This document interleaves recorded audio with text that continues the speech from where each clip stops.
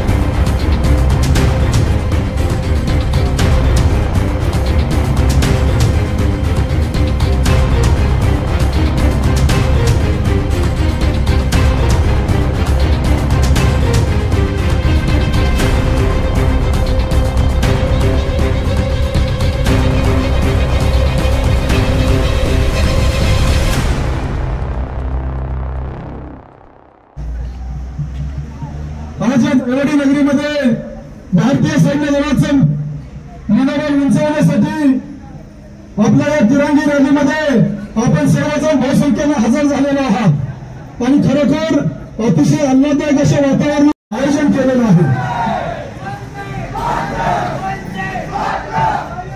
आपण प्रत्येक वेळेला पाहत आहोत की आपले भारतीय सैन्य दल कशातच कमी पडत नाही.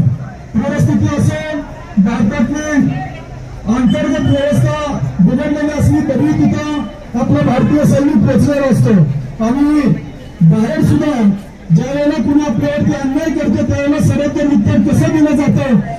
या देशासाठी जवळवयास्त संसारातून उठवली जाशी मृतपणाने तमी लोपती संघाच्या रेषा मरणामध्ये विलीन होसी ना भोवणे आशा जनभक्तीच्या तुझ्यावरील विधान भावे रियासतीवर नसे नोंदले कुणी तुझे नाव जरी न गातील भाट डठावर जरी न गातील भाट डठावर. पालकमंत्री महोदय शंभूराजे देसाई यांच्या आग्रहाने आपण तिरंगा रॅलीचं आयोजन केलं होतं. सातारा जिल्ह्यामध्ये एकाच दिवशी एकाच वेळी सर्व ठिकाणी तिरंगा रॅली आयोजित केलेली होती. त्या रॅलीमध्ये सर्वसमाविष्ट अधिकारी, कर्मचारी, नागरिक, माजी सैनिक, सर्व अकॅडमीचे विद्यार्थी, पत्रकार बंधू भगिनी रॅलीमध्ये आपण सगळ्यांना माहिती आहे की मागच्या आठवड्यामध्ये जो भारत पाकिस्तान युद्धाची जी पार्श्वभूमी तयार झाली तर आपल्या सैन्य दलाचं मनोबल वाढवण्यासाठी या रॅलीचं आयोजन केलेलं आहे.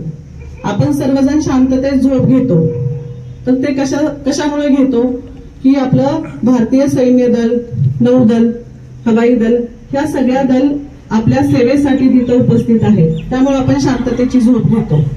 तर त्या सैन्य दलाचं मनोबल वाढवणं किंवा त्यांना आपण हिंमत देणं हे आपलं आद्य कर्तव्य आहे आणि त्याचं आपण पालन करतोय. तर आपण सर्वांनी ह्या रॅलीमध्ये समाविष्ट होऊन जो सहभाग दाखवलाय, उत्स्फूर्त सहभाग दाखवलाय त्यासाठी मी सर्वांचं सर्वप्रथम धन्यवाद देते.